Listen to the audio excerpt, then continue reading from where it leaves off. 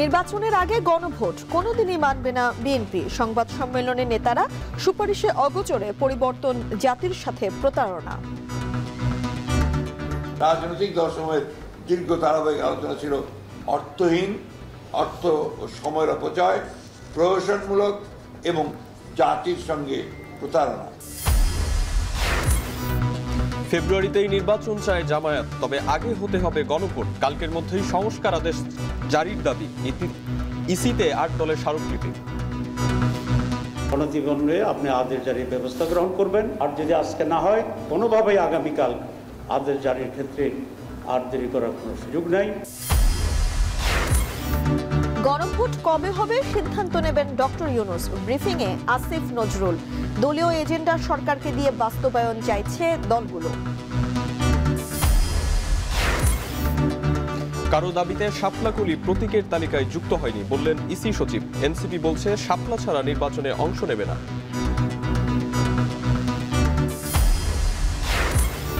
এবং টানা 18 দিনের মতো আন্দোলনে ইবতেদায়ী শিক্ষকদের বিক্ষোভ, চাকরি জাতীয়করণ সহ দাবি না মানায় রোববার যমুনা অভিমুখে লং মার্চ।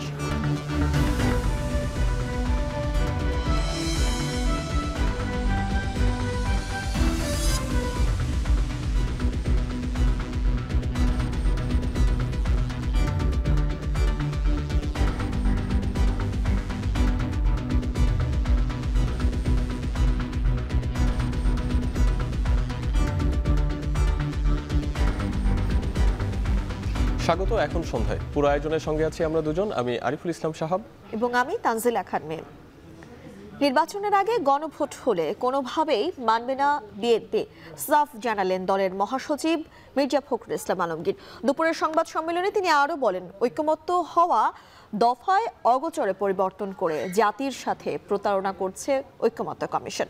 জুলাই সনদের আইনি ভিত্তি দেওয়ার এখতিয়ার অন্তর্বর্তী সরকারের নেই বলেও দাবি করেন তিনি। এছাড়া জুলাই সনদ স্বয়ংক্রিয়ভাবে সংবিধানে অন্তর্ভুক্তির সুপারিশ অযৌক্তিক বলে মনে করছে দলটি। বিস্তারিত জানাবেন সিফাত শাহরিয়ার। জুলাই সনদ বাস্তবায়নে বুধবার প্রধান উপদেষ্টার কাছে সুপারিশ জমা দেয় জাতীয় ঐকমত্য কমিশন। এরপরে রাজনীতির ময়দানে নানা প্রতিক্রিয়া। বৃহস্পতিবার ঐকমত্য কমিশনের সুপারিশে অনাস্থা জানিয়ে আনুষ্ঠানিক সংবাদ সম্মেলনের আয়োজন করে বিএনপি। সেখানে দলের পক্ষে লিখিত বক্তব্য তুলে ধরেন বিএনপি মহাসচিব মির্জা ফখরুল ইসলাম আলমগীর। বলেন, স্বাক্ষরিত জুলাই সনদে রাজনৈতিক দলগুলোর মতামত, ভিন্ন মত কিংবা নোট অব ডিসেন্ট থাকলেও ঐকমত্য কমিশনের দেয়া সুপারিশে বিষয়গুলো বাদ দেওয়া হয়েছে। দলটির দাবি, অগোচরে জুলাই সনদের কয়েকটি দফা পরিবর্তন করা হয়েছে। এসব প্রস্তাব একপেশে ও জোরপূর্বক জাতির ওপর চাপিয়ে দেওয়া হচ্ছে উল্লেখ করে দলটির মত, এটি জাতির সাথে প্রতারণা। প্রিন্টেড পুস্তক হিসেবে জুলাই জাতীয় সনদের কপি আমরা হাতে পাওয়ার পর আমাদের দৃষ্টিগোচর হয়েছে ঐকমত্যের ভিত্তিতে সম্মত কয়েকটি দফা আমাদের অগোচরে পুনরায় সংশোধন করা হয়েছে। জুলাই জাতীয় সনদে অন্তর্ভুক্ত রাজনৈতিক দলসমূহের মতামত, ভিন্ন মত, নোট অফ ডিসেন্ট উল্লেখ করা হয়নি। অর্থাৎ ঐকমত্য কমিশনের প্রস্তাব এবং সুপারিশ একপেশে ও জবরদস্তিমূলক জাতির উপর চাপিয়ে দেওয়ার চেষ্টা করা হয়েছে।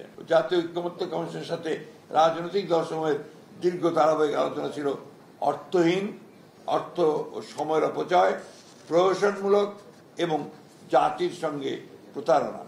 এ সময় গণভোটে অনুমোদিত সংবিধান সংস্কার বিলটি স্বয়ংক্রিয়ভাবে সংবিধানে যুক্ত হওয়ার বিষয়টি হাস্যকর ও অযৌক্তিক বলেও অভিহিত করে বিএনপি। সেই সাথে সংবিধান সংস্কার আদেশ জারির এখতিয়ার সরকারের নেই বলে উল্লেখ করে দলটি। জুলাই সনদ সংবিধান সংস্কার বাস্তবায়ন আদেশ 2025 শিরোনামে একটি আদেশ জারি করবে।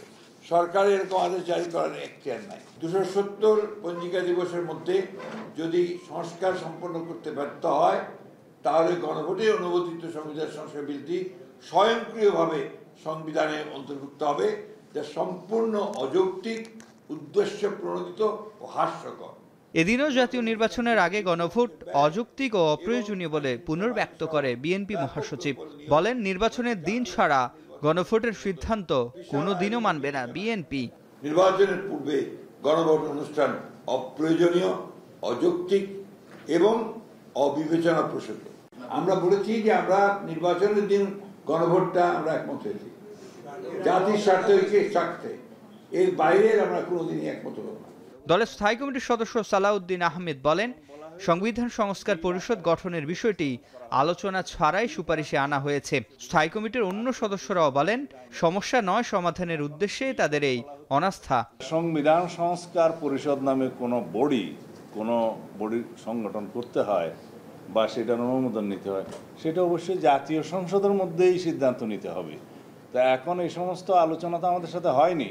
এই সমস্ত পরিকল্পনা বা প্রস্তাব হঠাৎ করে নিয়ে এসে সুপারিশ দেয়া এবং জাতিকে বিভ্রান্ত করা, এখানে অনৈক্য সৃষ্টি করা, বিভক্ত করা তো জাতীয় ঐক্যমত্য কমিশনের কর্ম হতে পারে না। আমরা চাই সেটা হলো যে যা সিদ্ধান্ত হয়েছে, যা কমিশনে ডকুমেন্ট হিসেবে রেকর্ডেড হয়েছে, সেটা বাস্তবায়নের জন্য উদ্যোগ নেওয়া হোক। সংবাদ সম্মেলনে বিএনপি নেতারা আশা প্রকাশ করেন, প্রধান উপদেষ্টার প্রতিশ্রুত সময় অনুযায়ী জনগণের আকাঙ্ক্ষা বাস্তবায়নে ফেব্রুয়ারিতেই হবে নির্বাচন। সিফাত শাহরিয়ার, এখন ঢাকা।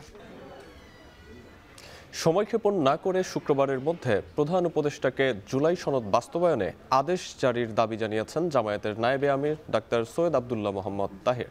বলেন, আদেশ জারিতে বিলম্ব হলে এই সরকারের উপর জনগণ আস্থা হারাবে। বিকেলে মগবাজারে সংবাদ সম্মেলনে একথা বলেন।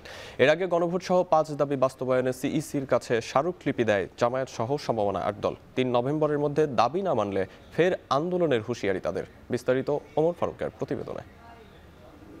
ওনারা বই সাবমিট করেছে ফাইনালি। জুলাই সনদের আইনি ভিত্তি বা এর বাস্তবায়ন নিয়ে যখন দেশজুড়ে আলোচনা, তখন এ বিষয়ে দলের অবস্থান তুলে ধরল জামায়াত ইসলামী। এবং জাতীয় নির্বাচনের পূর্বেই গণভোট অনুষ্ঠিত হবে। বৃহস্পতিবার রাজধানীর মগবাজারে আলফালা মিলনায়তনে সংবাদ সম্মেলনে দলের নায়েবে আমির ডাক্তার আব্দুল্লাহ মোহাম্মদ তাহের বলেন, ফেব্রুয়ারিতেই নির্বাচন চায় জামাত, তবে তার আগে গণভোট দিতে হবে। এই ইস্যুতে বিএনপির কঠোর সমালোচনাও করেন তিনি। বিএনপির পুরো অ্যাটিটিউড হচ্ছে তারা কোথায় ক্ষতিগ্রস্ত হচ্ছে, তারা কোথায় লাভবান হচ্ছে, তাদের জন্য কিটা উপযোগী, সেই হিসাবে ওনারা একটা সংস্কার চাচ্ছেন। তারা গণভোটটাকে গলা টিপে হত্যা করতে চায়, কারণ তারা শুরু থেকে তো গণভোট চায়নি। এখন বাধ্য হইয়া গণভোট নিছে, আবার প্যাঁচ লাগাইয়া এটারে কেমনে ম্যানেজ করে দিতে চায়, সে রাস্তায় গেছে। জুলাই সনদ বাস্তবায়নে শুক্রবারের মধ্যেই প্রধান উপদেষ্টাকে আদেশ জারির দাবি জানান ডাক্তার তাহের। বলেন, সময়ক্ষেপণ করলে অন্তর্বর্তী সরকারের উপর জনগণের আস্থা থাকবে না। অত্যন্ত জোরালো আবেদন, নিবেদন, দাবি পেশ করতে চাই আজকের ভিতরে হলে খুবই উত্তম, কারণ রাত 12টায় 1টায়ও এরকম আদেশ জারির নজির আছে। আর যদি আজকে না হয়, কোনোভাবেই আগামীকাল আদেশ জারির ক্ষেত্রে আর দেরি করার কোনো সুযোগ নাই। এদিকে সকালে পূর্ব ঘোষিত কর্মসূচির অংশ হিসেবে রাজধানীর আগারগাঁও থেকে মিছিল নিয়ে নির্বাচন কমিশনে আসেন জামাত সহ সমমনা 8 দলের নেতাকর্মীরা। পরে নভেম্বরের মধ্যে জুলাই সনদের আইনি ভিত্তি, নির্বাচনে লেভেল প্লেইং ফিল্ড নিশ্চিত সহ 5 দফা দাবিতে সিএসির কাছে স্মারকলিপি দেন তারা। এরপর ইসির সঙ্গে বৈঠক শেষে জামাতের সহকারী সেক্রেটারি জেনারেল মাওলানা আব্দুল হালিম বলেন, স্মারকলিপির দাবিগুলো না মানলে আগামী 3 তারিখ নতুন কর্মসূচি দেবে 8টি ইসলামিক দল। জুলাই জানির স্বীকৃতির জন্য আগে গণভোট নভেম্বর মাসের মধ্যে শেষ করতে হবে। ফেব্রুয়ারি মাসে জাতীয় নির্বাচনে উৎসব মুখর পরিবেশ করার জন্য যে দাবিগুলো আজকে জানিয়ে এসেছি, এই দাবিগুলোর আলোকে নির্বাচন কমিশন পদক্ষেপ গ্রহণ করবে। এই ক্ষেত্রে যদি ভিন্নতা হয়, এই জাতীয় নেতৃবৃন্দ আগামী 3 তারিখ বসে আবার এই ক্ষেত্রে কার্যকর এবং সময়োযোগী কর্মসূচি প্রদান করবে। আগামী নির্বাচনে সংশোধিত আরপিও কার্যকরে দাবি জানিয়ে দলগুলো নেতারা বলেন, প্রতীকের ব্যাপারে ইসিকে চাপ দিলে কমিশন বিতর্কিত হবে। 54 বছরের প্রশ্নবিদ্ধ নির্বাচন পদ্ধতি এখনই ঠিক করার সময় মনে করছে 8 দলের নেতারা। সুষ্ঠু নির্বাচনের জন্য যা যা করতে হয়। ওমর ফারুক, এখন ঢাকা। গণভোটের সিদ্ধান্ত নেবেন প্রধান উপদেষ্টা ডক্টর ইউনূস এবং সেই সিদ্ধান্তে উপদেষ্টা পরিষদ দৃঢ় অবস্থানে থাকবেন বলে জানিয়েছেন আইন উপদেষ্টা ডক্টর আসিফ নজরুল। বিকেলে ফরেন সার্ভিস একাডেমিতে উপদেষ্টা পরিষদের সভা শেষে ব্রিফিংয়ে তিনি বলেন, জুলাই শক্তি ঐক্যবদ্ধ থাকলে এত সংকট তৈরি হতো না। মানুষ বোকা নন, তারা এগুলো বিচার করবেন।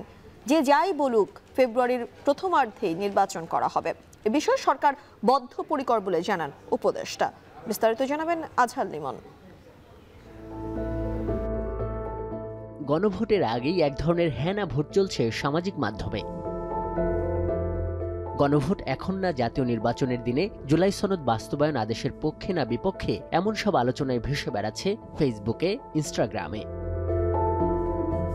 আর হঠাৎ এই দ্বিধা বিভক্তি যখন রাজনীতির বিষয়বস্তু, তখন আইন উপদেষ্টার এই সংবাদ সম্মেলন দুরূহ একটা চ্যালেঞ্জ আমাদের সামনে এনে দিয়েছে। প্রশ্ন ছিল, উপদেষ্টা পরিষদ সনদ বাস্তবায়ন আদেশ নিয়ে কি সিদ্ধান্ত নিচ্ছে, আর এটিকে ঘিরে যে অনৈক্য, তাতে সরকারের দৃষ্টি আছে কি? 270 দিন যাবৎ আলাপ আলোচনা করে আমরা প্রধান রাজনৈতিক দলগুলোর বক্তব্যের মধ্যে যে অনৈক্যের সুর দেখছি, এটা হতাশাব্যঞ্জক। এত দৃঢ় এবং পরস্পর বিরোধী এবং কি বলবো উত্তেজিত ভূমিকা নিয়েছে রাজনৈতিক দলগুলো যারা জুলাই গণঅভ্যুত্থানের পক্ষ ছিল।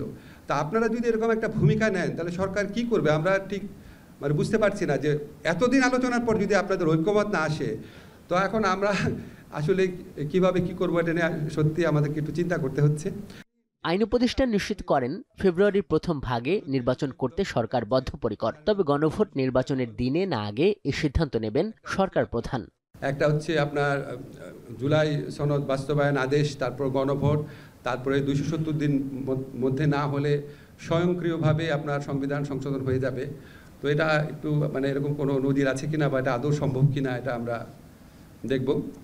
আর এটা হচ্ছে এই দায়িত্ব নির্বাচিত সংসদের হাতে ছেড়ে দেওয়া। তো এইসব ব্যাপারে একটা সময় আমাদেরকে সিদ্ধান্ত নিতে হবে। সিদ্ধান্ত নেবেন প্রধান উপদেষ্টার নেতৃত্বে আমরা থাকবো, আমরা ওনাকে সহায়তা করার জন্য থাকবো। বৃহস্পতিবার উপদেষ্টা পরিষদের সভায় জাতীয় মানবাধিকার কমিশন অধ্যাদেশ, মানবদেহে অঙ্গ প্রত্যঙ্গ সংযোজন অধ্যাদেশ এবং জুলাই জাদুঘর অধ্যাদেশও অনুমোদন পেয়েছে। এই অধ্যাদেশে আলোচিত আয়নাঘরগুলোকে জুলাই জাদুঘরের শাখা হিসাবে রাখা হয়েছে। প্রশ্ন ছিল, অঙ্গ প্রত্যঙ্গ সংযোজন আইনে পরিবারের বাইরেও অঙ্গদানের যে অনুমতি দেওয়া হচ্ছে, তার অপব্যবহারের বিষয়টি কি মাথায় রাখছে সরকার? ইমোশনালি অ্যাটাচ উনি নিঃস্বার্থভাবে দিচ্ছে কি না, নাকি এটা আসলে কিনে নেওয়া হচ্ছে গরিব লোকের থেকে, এটা ডিটারমাইন করার জন্য একটা একদম ডেডিকেটেড কমিটি থাকবে। আমরা ওই মিসইউজের কথাও চিন্তা করেছি, মিসইউজ যাতে দূর হয় সেটার জন্য ইনবিল্ট সিস্টেম এখানে আছে, আপনারা কপি পেয়ে যাবেন। সংবাদ সম্মেলনে আরও জানানো হয়, প্রবাসী বাংলাদেশিদের চাকরি পরিবর্তন, আইনি নিরাপত্তা সহ কল্যাণ ইস্যুতে সৌদি আরবের সঙ্গে বাংলাদেশের যে চুক্তিটি হয়েছে তার অনুমোদন দিয়েছে উপদেষ্টা পরিষদ। দাবি করা হয়, এই ধরনের চুক্তি উপমহাদেশে বাংলাদেশই প্রথম সম্পন্ন করল। সরকারের আমলে এটা হয়েছে, আশা করি এটা অন্তত সৌদি আরবে যারা শ্রমিকরা আছেন ওনাদের কল্যাণ এবং ওনাদের অধিকার রক্ষার ক্ষেত্রে বড় ভূমিকা রাখবে। আজহার লিমন, এখন, ঢাকা।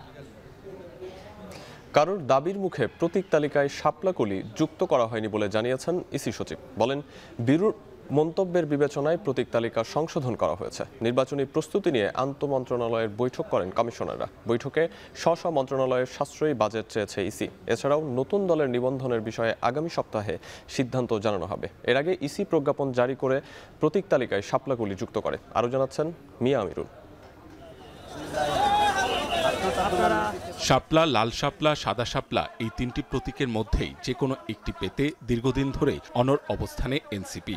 আর ইসি বলে আসছিল তাদের প্রতীক তালিকায় শাপলা নেই। কয়েক মাসের এই টানাপড়েনের মধ্যেই নির্বাচন বিধিমালা 2008 সংশোধন করল ইসি। বৃহস্পতিবার প্রকাশিত গেজেটে প্রতীকের তালিকায় যুক্ত হল শাপলাকলি, যদিও কমিশন বলছে কারো দাবির মুখে এই সিদ্ধান্ত নেওয়া হয়নি। দুপুরে বিভিন্ন মন্ত্রণালয়ের কর্মকর্তাদের নিয়ে বৈঠক করে নির্বাচন কমিশন। বৈঠকে আলোচনা হয় ভোট কেন্দ্র স্থাপন, ব্যবস্থাপনা, নির্বাচনী প্রচারণা সহ নানা বিষয়ে। বৈঠক থেকে বেরিয়ে ইসি সচিব বলেন, কমিশন স্বাধীন প্রতিষ্ঠান। ইসি তার নিজস্ব সিদ্ধান্তেই শাপলাকলি অন্তর্ভুক্ত করেছে। তবে শাপলা ও শাপলাকলির মধ্যে পার্থক্য রয়েছে বলে জানান তিনি। কিছু কিছু প্রতীক নিয়ে কিছু কিছু আমাদের বিরূপ মন্তব্য আমরা শুনেছি যে এটা রাখলে কেন, এটা না রাখলে ভালো হতো, এটা রাখা কি যৌক্তিক হয়েছে কিনা, এরকম। এই বিবেচনায় আগে যে 115টা প্রতীক ছিল তার থেকে আমার যতদূর মনে পড়ে আমরা 16টা প্রতীককে বাদ দিয়ে নতুন করে প্রতীক নিয়ে আমরা 119টা প্রতীক এবার শিডিউলভুক্ত করা হয়েছে। কমিশন সচিব জানান, নতুন দলের নিবন্ধনের বিষয়ে মাঠ পর্যায়ে যাচাই বাছাই চলছে। সিদ্ধান্ত আগামী সপ্তাহে। নতুন দল নিবন্ধনের ব্যাপারে আমরা মাঠ পর্যায়ে থেকে যে তথ্য সংগ্রহ করা হয়েছে সেই তথ্যগুলো নিয়ে এখন আমাদের মাননীয় কমিশনার আনোয়ার সরকার সাহেব এটা পর্যালোচনা করছেন। এটা আগামী সপ্তাহের 2-1 দিনের ভিতরে আমরা ফাইনালাইজ করবো বলে আমার বিশ্বাস। গণভোটের বিষয়ে নির্বাচন কমিশনে এখন পর্যন্ত আলোচনা হয়নি বলে জানান তিনি। বলেন, আগামী নির্বাচন সামনে রেখে ভোট গ্রহণ কর্মকর্তাদের প্যানেল তৈরির কাজ চলছে। বৃহস্পতিবার বৈঠকে স্ব মন্ত্রণালয় থেকে নির্বাচনকে ঘিরে বাজেট চেয়েছে নির্বাচন কমিশন। এছাড়া নির্বাচনী প্রচারণায় সহযোগিতা করবে তথ্য মন্ত্রণালয়। মাহবুব হাসান রিপন, এখন, ঢাকা। এদিকে ইসির তালিকায় শাপলা কলি যুক্ত করার তাৎক্ষণিক প্রতিক্রিয়ায় এনসিপির মুখ্য সমন্বয়ক নাসিরউদ্দিন পাটোয়ারি বলেন, শাপলা প্রতীকের ব্যাপারে আপোষহীন তারা। পছন্দের প্রতীক না পেলে নির্বাচনে অংশ না নেয়ার কথাও বলেন তিনি। দলের আরেক নেতা সামান্তা শারমিন বলেন, দলীয় এজেন্ডা বাস্তবায়নে গ্যাজেটে শাপলা প্রতীক দেয়নি ইসি। এ সময় জুলাই সনদ বাস্তবায়ন ও গণভোট ইস্যুতে বিএনপি টালবাহানা করছে বলেও অভিযোগ করেন বিএনপি নেতারা। এনসিপি শাপলা চায়, এনসিপি শাপলা নিয়ে নির্বাচন করবে। শাপলার প্রশ্নে আমরা আপোষহীন। শাপলা নিয়ে আমরা এক বিন্দু ছাড় দিতে চাই না। শাপলা কলি যদি অন্তর্ভুক্ত করা যায়, এটা কি এমন একটা জায়গা দাঁড় করায় না যে তারপরে তোমরা যা চেয়েছো সেটা আমরা দিলাম না? এমন একটা পজিশন দাঁড় করানো হলো যে তোমরা আসলে ফুটো নাই, তোমরা এখনো বাচ্চা। এই যে একটা ন্যারেটিভ দাঁড় করানো হলো, এই ন্যারেটিভটা কার? এটা হচ্ছে বড় রাজনৈতিক দলগুলোর ন্যারেটিভ। এত ডায়ালগ, এত নেগোসিয়েশন, এত এফোর্ট, সবগুলো পলিটিক্যাল পার্টি একটা জায়গায় এসেছে যে আমাদের পরিবর্তন প্রয়োজন এবং এই পরিবর্তনে আমরা কমিট করছি যে পরিবর্তনটা আমরা বাস্তবায়ন করব। তারপরেও বাস্তবায়নের পথরেখা নাই। হ্যাঁ ভোটের মধ্য দিয়ে বিএনপির জন্ম হয়েছে, না ভোটে মৃত্যু হবে বলে এমন মন্তব্য করেছেন জাতীয় নাগরিক পার্টির মুখ্য সমন্বয়ক নাসিরউদ্দিন পাটোয়ারি। দুপুরে রাজধানীর ঢাকা রিপোর্টার্স ইউনিটিতে এক আলোচনা সভায় একথা বলেন তিনি। জামায়াতে ইসলামীরও কড়া সমালোচনা করে পাটোয়ারি বলেন, দলটির মুখে এক কথা বলে আর তাদের অন্তরে অন্য কিছু, তা স্পষ্ট হয়েছে। এ সময় ডক্টর ইউনূসের নেতৃত্বাধীন সরকার জনগণের সাথে সম্পৃক্ত হতে পারেনি বলে মন্তব্য করেন মাহমুদুর রহমান মান্না। বিস্তারিত প্রতিবেদনে। রাজনীতিতে যখন জুলাই সনদ বাস্তবায়নের উপায় নিয়ে মতভেদ, তখন ঢাকা রিপোর্টার্স ইউনিটিতে রাজনীতির বর্তমান ও ভবিষ্যৎ পথরেখা শীর্ষক আলোচনা সভা। অনুষ্ঠানে উপস্থিত ছিলেন নাগরিক ঐক্য সহ সমমনা ৯টি রাজনৈতিক দলের নেতারা। অনুষ্ঠানে বিএনপি জামাতের সমালোচনা করে নাসিরউদ্দিন পাটোয়ারি বলেন, হা ভোটের মধ্য দিয়ে বিএনপির জন্ম, তবে মৃত্যু হবে না ভোটে। আর জামায়াতের মুখে এক আর অন্তরে আর এক বলেও মন্তব্য করেন তিনি। জামায়াত ইসলামের প্রতি আমাদের আবেদন থাকবে যে আপার হাউসের যে পিয়ার, সেটা লোয়ার হাউসের পিয়ারটা নিয়ে এসে আপনি পুরা জিনিসটাকে হেলো বানিয়ে দিলেন। মুখে একটা অন্তরে একটা, এই ধরনের যে আচার ব্যবহার রয়েছে এটা স্পষ্টত হচ্ছে। বিএনপির না শব্দ বলার কোনো ওয়ে নাই, তারা হা অলরেডি বলে দিয়েছে। বিএনপির জন্ম হয়েছিল হা ভোটের মধ্য দিয়ে। বিএনপি যদি না ভোটে স্ট্রিক্ট থাকে, বিএনপির হলো মৃত্যু হবে না ভোটের মধ্য দিয়ে। ঐক্যমত্য কমিশন নিজেই ঐক্যমতে পৌঁছাতে অক্ষম দাবি করে এই আলোচনা সভার সভাপতি নাগরিক ঐক্যের মাহমুদুর রহমান মান্না বলেন, ডক্টর ইউনূসের নেতৃত্বাধীন সরকার জনগণের সাথে সম্পৃক্ত হতে পারেনি। এই যে ৮ মাস ধরে আলাপ আলোচনা চলল, তারপরে সংস্কার এখন কোথায় আছে? আমি যদি বলি এটা ব্যাক টু স্কোয়ার ওয়ান। যেই লাউ সে কত। Professor doctor Muhammad Yunus, huge personality, সারা দুনিয়ার মধ্যে এক নামে পরিচিত, as a reformer, as a performer, as a doer. কিন্তু বাংলাদেশের এখানে এসে দেখা গেল তিনি কিছুই করতে পারলেন না। এদিকে বিপ্লবী ওয়ার্কার্স পার্টির সাধারণ সম্পাদক বলেন, যারা ১৫ বছর ভোটের অধিকার কেড়ে নিয়েছিল তারাই এখন রাজনৈতিক গণমাধ্যমে অন্তর্ভুক্তিমূলক নির্বাচনের দাবি করছে। তিনি কি তার গত যে ৩টা নির্বাচন ২০১৪, ২০২৮ এবং ২০২৪-এ তিনি কি কোনো অন্তর্ভুক্তিমূলক নির্বাচনের সামান্যতম কোনো সুযোগ, সামান্যতম কোনো অবকাশ তিনি রেখেছিলেন? মুক্তিযুদ্ধের পর সবচেয়ে বড় যে হত্যাকাণ্ড সংগঠিত হয়েছে, সে ব্যাপারে সামান্যতম কোনো অনুশোচনা তার সাক্ষাৎকারে দেখা যায়নি। আরেকটি অনুষ্ঠানে এবি পার্টির চেয়ারম্যান মুজিবুর রহমান মঞ্জু বলেন, ঐক্যমত্য কমিশন ব্যর্থ হলে নির্বাচন ব্যর্থ হবে। বিএনপি যদি শেষ তক এই নোট অফ ডিসেন্টের ব্যাপারে একটা আপোষ রফায় না আসে, সমঝোতামূলক জায়গায় না আসে, তাহলে আগামী নির্বাচনে এটাই হবে বিএনপির ব্যাপারে ইলেকশনের একটা ইস্যু, যে বিএনপি ৩১ দফা সংস্কারের কথা বলেছে, কিন্তু বাস্তবিক জায়গায় যখনই কোনো সংস্কারের আলোচনা উঠে তখন বিএনপি সেখানে নোট অফ ডিসেন্ট দেয় বা অনাগ্রহ দেখায়। এদিকে পল্টনে আপ বাংলাদেশ পার্টির কেন্দ্রীয় কার্যালয়ে সংবাদ সম্মেলনে বলা হয়, জুলাই সনদ জনতার কাছ থেকে কেড়ে নিয়ে রাজনৈতিক দলগুলোর দর কষাকষির উপলক্ষে পরিণত করা হয়েছে। জুলাই সনদকে জনগণের কাছ থেকে কেড়ে নিয়ে রাজনৈতিক দলগুলোর কাছে বার্গেইন টুল, জুলাইয়ের আরো অংশীজন, স্টেক হোল্ডার, সিভিল সোসাইটি এবং সকলকে সম্পৃক্ত করার সুযোগ থাকতো এবং করা হতো, তাহলে আজকে রাজনৈতিক দলগুলো যেমন নোট অফ ডিসেন্ট নিয়ে প্রবলেমটা তৈরি করেছে, এই প্রবলেমটা তৈরি হতো না। তবে দেশে গণতন্ত্র ফেরাতে সবাইকে ঐক্যবদ্ধ থাকার আহ্বান জানান বক্তারা। মেহরাব সুমন, এখন, ঢাকা। জাতীয় ঐক্যমত্য কমিশনের বিরুদ্ধে প্রতারণার অভিযোগ আনা অপ্রত্যাশিত বলে মন্তব্য করেছেন জামায়াত নেতা আইনজীবী শিশির মনির। বৃহস্পতিবার দুপুরে হাইকোর্টে গণমাধ্যমের সঙ্গে আলাপে তিনি আরও বলেন, কথা না শুনলেই প্রতারণা, কথা শুনলেই ভালো, এটা কোনো কথা নয়। এদিকে বিএনপির আইন সম্পাদক ব্যারিস্টার কায়সার কামাল বলেন, সরকার ক্ষমতা কুক্ষিগত করলে হাসিনা আমলের চেয়েও ভয়াবহ পরিস্থিতি হতে পারে।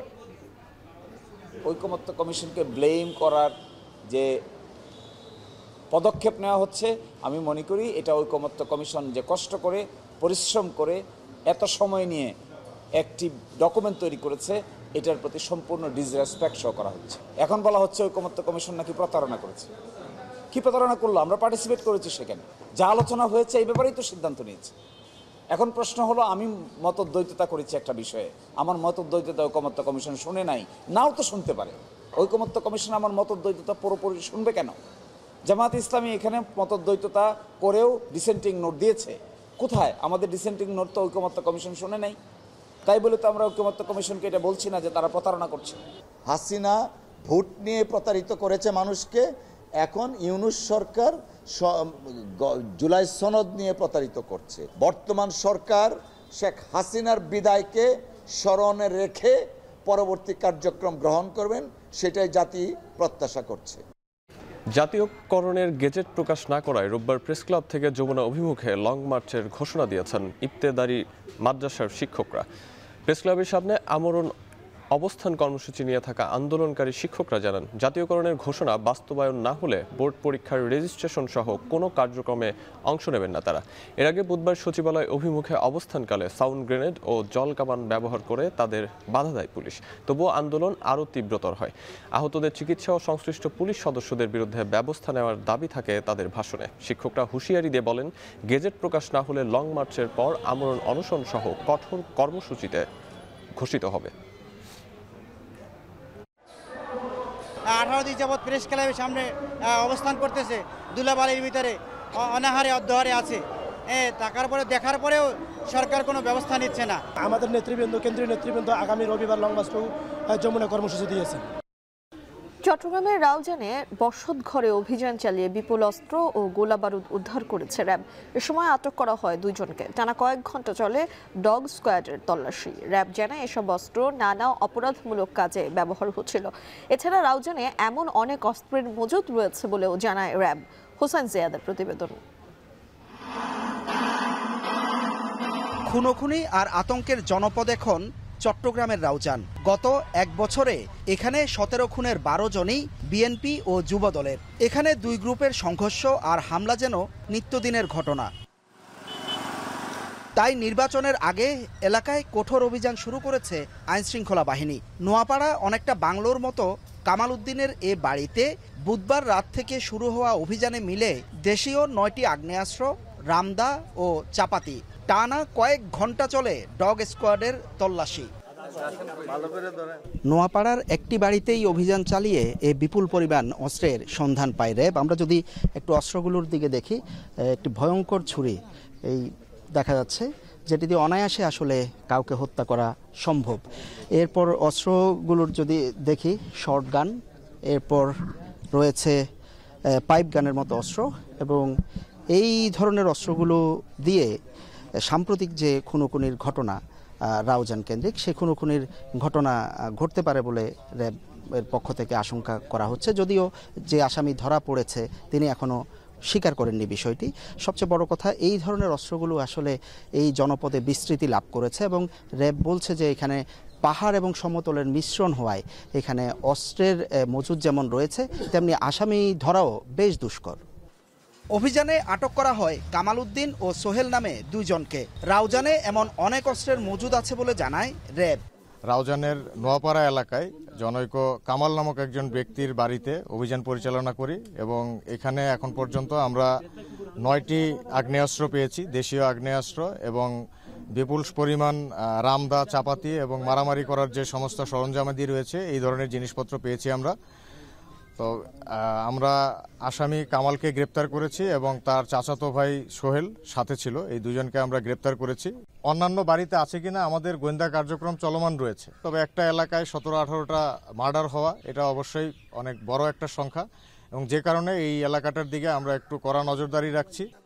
এলাকায় এমন খুনোখুনি, চাঁদাবাজি, অস্ত্রের ঝনঝনানি আর হত্যার ঘটনায় উদ্বেগ আর আতঙ্ক ছড়িয়েছে পুরো জনপদে। আতঙ্কে থাকে, সবাই ভয় করে, এগুলো কি করবো, কিছু তো করে, আমরা তো এগুলো নাই। রোজানের মানুষ আতঙ্কিত, কিন্তু ওরা না, এগুলি ঘরে করতেছে খারা, এটা তো আমরা অবশ্য জানি না। আমার জন্মের পর থেকে আমি রজান এগুলি দেখে আসছি। যে গভর্নমেন্টে আসুক না কেন তার এগুলি করেছে এখানে। অলর ফ্যাসিস্ট গভর্নমেন্টের আমলে কোনাংশের চেয়ে কম ছিল না। রাউজানে এমন আতঙ্ক থেকে মুক্তি চান স্থানীয়রা। হোসাইন জিয়াদ, এখন চট্টগ্রাম। জলবায়ু পরিবর্তনে ডেঙ্গুর ধরন পরিবর্তন হওয়ায় ময়মনসিংহ মেডিকেল কলেজে ক্রমেই বাড়ছে রোগীর সংখ্যা। 25 শয্যার বিপরীতে ভর্তি থাকছে 3 থেকে 4 গুণ বেশি রোগী। চলতি বছর ডেঙ্গু আক্রান্ত হয়ে প্রাণ হারানো 11 জনের মধ্যে অক্টোবরেই মৃত্যু হয়েছে 5 জনের। পরিস্থিতি সামাল দিতে হিমশিম অবস্থা চিকিৎসকদের।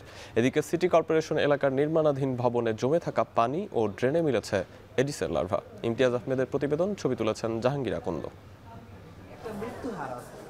1000 শয্যার বিপরীতে গড়ে প্রতিদিন অন্তত 4000 রোগী এভাবেই চিকিৎসা নেন ময়মনসিংহ মেডিকেল কলেজ হাসপাতালে। শয্যা সংকুলানে যাদের বেশিরভাগেরই জায়গা হয় বারান্দার মেঝেতে। এদিকে বর্তমানে তিল ধারণের ঠাঁই নেই ডেঙ্গু ওয়ার্ডেও। সুব্রত সাহা শিক্ষকতা করেন ময়মনসিংহ জেলা স্কুলে, থাকেন নগরীর ডিবি রোডে একটি বাসায়। ডেঙ্গু আক্রান্ত হলে দ্রুত প্লাটলেট কমতে থাকায় ভর্তি হয়েছেন মেডিকেলে। তবে চরম শয্যা সংকট থাকায় কোনো মতে চেয়ারে বসে নিচ্ছেন স্যালাইন। গা ব্যথা, হাঁটু ব্যথা, কোমর ব্যথা, আর খাবারে একেবারে অরুচি। প্রতি সেকেন্ডে রুগী আসতেছে, কিন্তু তাকে ভর্তি করার মতো আসলে ওই যে জায়গাটা, এই জায়গাটা একটু বাড়াইতে হবে, মানে এক্সটেনশন করতে হবে এই মুহূর্তে। বসে বসে স্যালাইন দিতে হচ্ছে একজন রুগীকে। এই পরিস্থিতিতে সরকারের দৃষ্টি আকর্ষণ করছি যেন রুগীর অন্তত একটি শুয়ে তার চিকিৎসাটা নিতে পারে, স্যালাইনটা নিতে পারে। ময়মনসিংহে প্রতিদিনই বাড়ছে ডেঙ্গু আক্রান্ত রোগীর সংখ্যা। শয্যার তুলনায় 3 থেকে 4 গুণ রোগী প্রতিদিন চিকিৎসা নিচ্ছেন মেডিকেলের ডেঙ্গু ওয়ার্ডে। সংশ্লিষ্টরা বলছেন, আগে রাজধানী বা আশেপাশের জেলা থেকে আক্রান্ত হয়ে রোগী ভর্তি হলেও বর্তমানে সংক্রমণ বাড়ছে স্থানীয় পর্যায়ে। এখানে ক্লিনিকে গেলাম, যাওয়ার পরে রক্ত পরীক্ষা করলাম, ওরা বললো শুক্রবার থেকে এই জ্বরটা আমার। পরে আপনার শনিবারে আর কে চরপাড়া মোড়ে ক্লিনিকে গেছি, অন্য টেস্ট মেস করাইছি, পরে বলছে যে ডেঙ্গু। আগে ডেঙ্গু রোগী আসলে আমরা জিজ্ঞেস করতাম যে ঢাকা থেকে আসছেন কিনা, এখন কিন্তু এইটা না, এখন এখানে লোকালি যারা আছে তারাও ডেঙ্গু রোগে আক্রান্ত হইতেছে। বেশিরভাগ রোগী আসলে জ্বর নিয়ে আসতেছে, আর একদম শেষ মুহূর্তে যে সব রোগী আসতেছে তা কিন্তু না, অনেক আর্লি স্টেজে চলে আসতেছে এবং প্যানিক হয়ে চলে আসতেছে। অবশ্যই মশারি টানায় ঘুমাইতে হবে, মশাই যেন না কামড়ায় সকালবেলা এবং সন্ধ্যাবেলা, এই সময়টা সতর্ক থাকতে হবে। পরিসংখ্যান বলছে, চলতি বছরের জানুয়ারি থেকে আগস্ট পর্যন্ত ডেঙ্গু আক্রান্ত হয়ে ময়মনসিংহ মেডিকেলে চিকিৎসা নিয়েছে 326 জন, আর গেল 2 মাসে চিকিৎসা নিয়েছে আরও 937 জন। চলতি বছর ডেঙ্গু আক্রান্ত হয়ে প্রাণ হারানো 11 জনের মধ্যে অক্টোবরেই মৃত্যু হয়েছে 5 জনের। তাই সার্বিক পরিস্থিতি বিবেচনায় ডেঙ্গু ওয়ার্ডে শয্যা বাড়ানোর কথা জানালেন হাসপাতালটির সহকারী পরিচালক। ময়মনসিংহ যে মেডিকেল কলেজ হাসপাতাল, সেখানে হইতেছে যে সবচেয়ে রোগীর লোড সবচেয়ে বেশি। তো সেই সাপেক্ষে যে ডেঙ্গু যে আমাদের ওয়ার্ড, এখানে আমাদের ডেডিকেটেড ডেঙ্গু ওয়ার্ড, সেখানে আমাদের ইতিমধ্যেই আমাদের হইতেছে যে রোগীর সংখ্যা বাড়তেছে। তাদের যাতে সুচিকিৎসা হয়, আমরা যাতে সেটা ভালোভাবে ম্যানেজ করতে পারি, ইতিমধ্যে আমরা যারা ম্যানেজমেন্ট আছে সকলের সঙ্গে কথা বলছি এবং আমরা সেটা এক্সটেনশন করব। ডেঙ্গুর প্রকোপ বাড়লেও নেই পর্যাপ্ত মশক নিধন কার্যক্রম। বিভিন্ন এলাকায় নির্মাণাধীন ভবনে যত্রতত্র জমে আছে পানি, যেখানে তৈরি হচ্ছে মশার লার্ভা। নগরীর বেশিরভাগ ড্রেনের চিত্র এমনই। সিটি কর্পোরেশনের অভিযানে নগরীর বাউন্ডারি রোড, নতুন বাজার, আকুয়া সহ বিভিন্ন স্পটে অহরহ মিলছে এডিসের লার্ভা। একদিন আসছিল ওই যে ভগার মেশিন দিয়ে স্প্রে দিয়ে মশার জন্য যে স্প্রে মেডিসিন করে গেল, কোনো রকম দেওয়া পর চলে গেল। আমি ভাবছিলাম যে আমি এটাকে নিয়ে আমার এলাকায় দেবো, কিন্তু তাকে আর পাই নাই। এদিকে সিটি কর্পোরেশন জানিয়েছে মশক নিয়ন্ত্রণে চলছে ক্র্যাশ প্রোগ্রাম। জলাশয় পরিষ্কারেও নেওয়া হয়েছে উদ্যোগ। পরিস্থিতি সামাল দিতে সচেতনতা বাড়ানোর বিকল্প নেই বলছেন প্রশাসক। সিটি কর্পোরেশনকে মূলত এই ড্রেন পরিষ্কার করার দায়িত্ব নিতে হবে। ড্রেন পরিষ্কার করা, ড্রেনে রীতিমতো লার্ভাসাইড এবং অ্যাডাল্টিসাইড ব্যবহার করা, এটা অবশ্যই সিটি কর্পোরেশনকে আরও ব্যাপকভাবে জোরদার করতে হবে কার্যক্রমগুলোকে। সিটি কর্পোরেশন গত 18 তারিখে শুরু করেছে, ক্র্যাশ প্রোগ্রামটা চলছে। আমরা এই মুহূর্তে আমাদের কাছে এই ডাটাটা নাই যে 18 তারিখ থেকে শুরু করার পরে এটার মানে পার্সেন্টেজটা কমেছে না বেড়েছে, বাট কার্যক্রমটা করা হয়েছে, বেগবান করা হয়েছে। নিয়মিত কার্যক্রমের অংশ হিসাবে আজকে আমরা মোবাইল কোর্ট পরিচালনা করছি। 2টা নির্মাণাধীন ভবনে আমরা লার্ভাসনা পেয়েছি, সেটা মোবাইল কোর্ট পরিচালনা করা হয়েছে। পাশাপাশি সকালবেলা লার্ভিসাইড, বিকালবেলা অ্যাডাল্টিসাইড প্রয়োগ হচ্ছে এবং জনগণকে সচেতন করার জন্য আমরা লিফলেট বিতরণ করছি, পাশাপাশি আমরা মাইকিং করছি। 2024-25 অর্থবছরে মশক নিধনে সিটি কর্পোরেশনের বাজেট ধরা হয়েছে 1.5 কোটি টাকা। এর মধ্যে ব্যয় করা হয়েছে অর্ধ কোটি টাকা। ইমতিয়াজ আহমেদ, এখন, ময়মনসিংহ। শতবর্ষী বাণিজ্য সংগঠন Chittagong chamber of commerce and ইন্ডাস্ট্রির পরিচালনায় পর্ষদে নির্বাচন 2 সপ্তাহের জন্য স্থগিত করেছে আদালত। ফলে আগামী শনিবার চিটাগাং চেম্বারের নির্বাচন হচ্ছে না। দুপুরে সুপ্রিম কোর্টের আপিল বিভাগের 7 সদস্যের পূর্ণাঙ্গ বেঞ্চ এ রায় দেন। এতে দুঃখ প্রকাশ করেছে ইউনাইটেড বিজনেস ফোরাম প্যানেল ও সম্মিলিত ব্যবসায়ী পরিষদ প্যানেল। গণমাধ্যমে পাঠানো বিবৃতিতে বলা হয়, যারা সাধারণ ভোটারদের ওপর আস্থা না রেখে মামলার মাধ্যমে নির্বাচন স্থগিতের উদ্যোগ নিয়েছে, বিজনেস ফোরাম আশা করে তারা ব্যবসায়ী সমাজের দীর্ঘদিনের প্রত্যাশা ও গণতান্ত্রিক অধিকারকে সম্মান জানিয়ে ভবিষ্যতে নির্বাচন বিরোধী কর্মকাণ্ড থেকে বিরত থাকবেন। অন্যদিকে আগামী 2 সপ্তাহের মধ্যে রুলের নিষ্পত্তি এবং বিতর্কিত টাউন অ্যাসোসিয়েশন ও ট্রেড গ্রুপের 6 জনের প্রার্থিতা বাতিল করে নির্দিষ্ট সময়ে নির্বাচন অনুষ্ঠানের জন্য সরকারের প্রতি আহ্বান জানিয়েছে সম্মিলিত ব্যবসায়ী পরিষদ।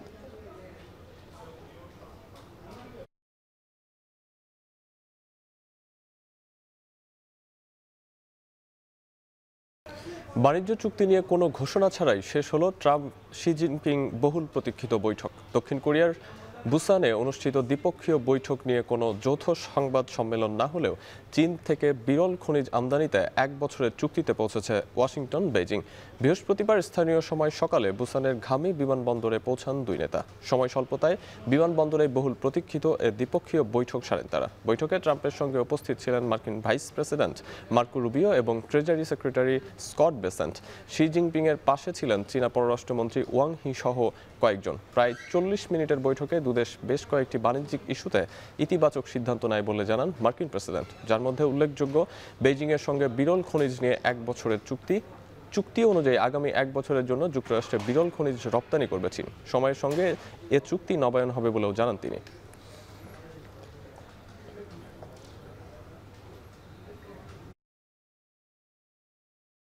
পরিচালক নির্বাচিত হওয়ার পর প্রথমবার বিসিবি কার্যালয়ে গেলেন সঙ্গীত শিল্পী আসিফ আকবর। জানালেন, দেশের ক্রিকেটের উন্নতিতে কাজ করতে মুখিয়ে আছেন তিনি। জাতীয় দলের পাইপলাইন তৈরি করতে বয়সভিত্তিক ক্রিকেট নিয়ে কাজ করতে চান আসিফ আকবর। আরও জানাচ্ছেন আসাদুজ্জামান লিটন।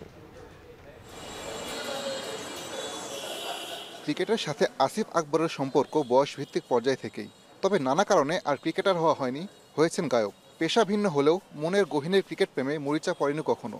ক্রিকেট নিয়ে তার গাওয়া বেশ বেশ বেশ সাবাস বাংলাদেশ গানটি তো চির যৌবনা। বাচ্চাদের নিয়ে কাজ করার সুযোগ, যেটা বাংলাদেশের জন্য খুব দরকার। সেই ক্রিকেটের টানেই আসিফ আকবর ফিরেছেন হোম অফ ক্রিকেটে, হয়েছেন বিসিবি পরিচালক, পেয়েছেন বয়সভিত্তিক ক্রিকেট বিভাগের দায়িত্ব। নির্বাচনের সময় ছিলেন দেশের বাইরে। ক্রিকেট প্রেমী আসিফ দেশে ফিরেই বৃহস্পতিবার আসেন বিসিবিতে। বোর্ডে কাজের সুযোগ পেয়ে দারুণ উচ্ছ্বসিত তিনি। অলরেডি লেট, এই জন্য আজকে সকালে চলে আসছি। কারণ এই মাঠের সাথে সম্পর্ক বহুদিনের, 2003-4 সাল থেকে মাঠে গেলাম, দেখলাম, ঘুরলাম। যেহেতু একটা দায়িত্বে আসছি, আমার মনে হয় দেরি করা উচিত হবে না, চলে আসছি। দেশের অনেক জেলাতেই বয়সভিত্তিক ক্রিকেট নিয়ে নেই কোনো পরিকল্পনা। স্কুল বা কলেজ ক্রিকেটের মতো প্রতিযোগিতাগুলো হয় অনিয়মিত। জেলা পর্যায়ে বিভিন্ন একাডেমি থাকলেও প্রতিযোগিতার অভাবে সেখান থেকে বেরিয়ে আসছে না ভবিষ্যতের সাকিব মুশফিকরা। এগুলো নিয়ে কি ভাবছেন আসিফ?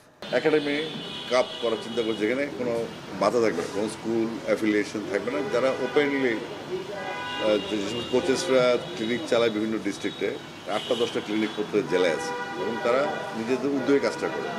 তাদেরকে মেইন স্ট্রিম আনতে পারলে আমরা অটোমেটিক এটা আসলে আমলাতান্ত্রিক যেটা লাল ফিতা এটা ওইটা প্রোটোকলের বাইরে যে কাজগুলো করা দরকার সেগুলো আগে শুরু করি। বয়সভিত্তিক পর্যায়ে বাংলাদেশ একবার পেয়েছে সর্বোচ্চ সাফল্য বিশ্বকাপের স্বাদ, তবে শেষ কয়েক বছরে কমেছে সাফল্যের হার। এছাড়া বয়সভিত্তিক বা জাতীয় দল কোনো ক্ষেত্রেই পাইপলাইনে নেই চোখে পড়ার মতো ক্রিকেটার। এসব নিয়েও কাজ করার প্রত্যাশা জানিয়েছেন আসিফ। আন্ডার-19 বাংলাদেশ চ্যাম্পিয়ন হয়ে গেল, তারপরে তারা কেন ন্যাশনাল টিমকে রিপ্রেজেন্ট করতে পারছে না? কেন, কোথায় গিয়ে আটকাচ্ছে? আন্ডার-19 ওয়ার্ল্ড কাপের পরে সিনিয়র টিম কেন না? এটার জন্য বড় বড় মানুষ আছে, আপাতত বাচ্চাদের নিয়ে কাজ করে একটু সময় দেন, ভালো কিছু হবে ইনশাআল্লাহ। বিসিবি পরিচালক হিসেবে নিজের সময়ের সর্বোচ্চটা উজাড় করে দিতে চান আসিফ। বয়সভিত্তিক ক্রিকেট নিয়ে তার পরিকল্পনা আশাবাদী করতে পারে দেশের ক্রিকেট ভক্তদের। বাচ্চারা খেলবে, বাচ্চারা ভবিষ্যতেই বড় প্লেয়ার হবে। আসাদুজ্জামান লিটন, এখন, ঢাকা। আগামী 2 নভেম্বর থেকে শুরু হচ্ছে ব্র্যাক ব্যাংক অপরাজেয় নারী হকি টুর্নামেন্ট 2025। 4টি জোনে ভাগ করে শুরু হচ্ছে এবারের আসর। রাজশাহী, ময়মনসিংহ, যশোর ও কুমিল্লার 4 জোনে খেলবে 18টি জেলা। আগামী 2 নভেম্বর থেকে 11 নভেম্বর পর্যন্ত চলবে জোন 1-এর খেলা। 3 থেকে 10 নভেম্বর চলবে জোন 2-এর খেলা এবং 8 থেকে 12 নভেম্বর হবে জোন 3 ও 10 থেকে 14 নভেম্বর চলবে জোন 4-এর খেলা। সব জোনেই সর্বোচ্চ পয়েন্ট অর্জনকারী 2 দল খেলবে জোনাল ফাইনাল। ব্র্যাক ব্যাংকের পৃষ্ঠপোষকতায় হচ্ছে এবারের টুর্নামেন্ট। সব নারী খেলোয়াড়দের জন্য থাকছে kit bag, inner garments, track shoot সহ 7টি প্রয়োজনীয় কিটস।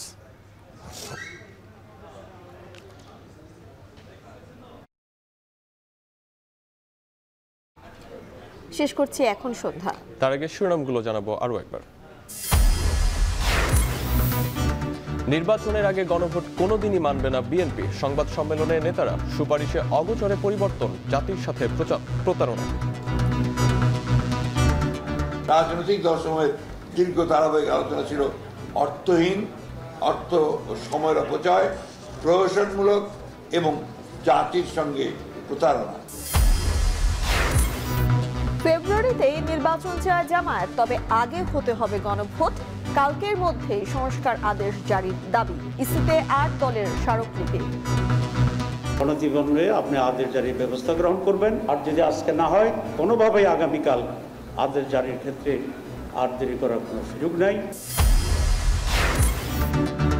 গণভোট কবে হবে সিদ্ধান্ত নেবেন ডক্টর ইউনূস। ব্রিফিংয়ে আসিফ নজরুল। দলীয় এজেন্ডা সরকারকে দিয়ে বাস্তবায়ন চাইছে দলগুলো। কারো দাবিতে শাপলা কলি প্রতীকের তালিকায় যুক্ত হয়নি বললেন ইসি সচিব। এনসিপি বলছে শাপলা ছাড়া নির্বাচনে অংশ নেবে না। এবং টানা 18 দিনের মতো আন্দোলনে ইবতেদায়ী শিক্ষকদের বিক্ষোভ। চাকরি জাতীয়করণ সহ দাবি না মানায় রোববার যমুনা অভিমুখে লং মার্চ।